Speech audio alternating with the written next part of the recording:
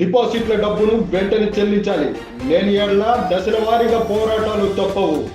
Sahar India ఖాతాదారులకు వెంటనే తమ డిపాజిట్ల సొమ్ము చెల్లించాలని, లేకుంటే దశల వారీగా పోరాటాలు చేపడతామని సిఐటియు జిల్లా అధ్యక్షుడు సిహెచ్ అమన్ నాయుడు, సహార్ ఇండియా ఖాతాదారుల పోరాట కమిటీ జిల్లా అధ్యక్షుడు బోయిన సత్యనారాయణ హెచ్చరించారు. సహార్ ఇండియా సంస్థ ఖాతాదారులకు, ఏజెంట్లకు పూర్తిగా డబ్బు చెల్లించాలని శ్రీకాకుళం జిల్లా కలెక్టర్ కార్యాలయం వద్ద ధర్నా చేపట్టారు. అనంతరం జిల్లా కలెక్టర్ కు వినతి పత్రం అందజేశారు. న్యాయం చేయాలి. డిపాజిట్ సొమ్మును తక్షణమే వెనక్కి ఇప్పించాలి.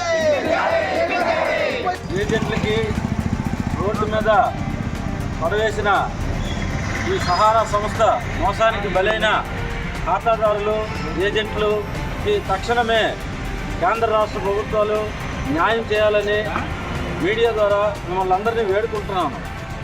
మొట్టమొదటిగా గత 12 ఏళ్ళుగా ఏ రకమైన సహారా సంస్థ నుండి ఖాతాదారులకి ఒక్క రూపాయి కూడా చెల్లించకుండా మోసపూరిత వాగ్దానాలతో మమ్మల్ని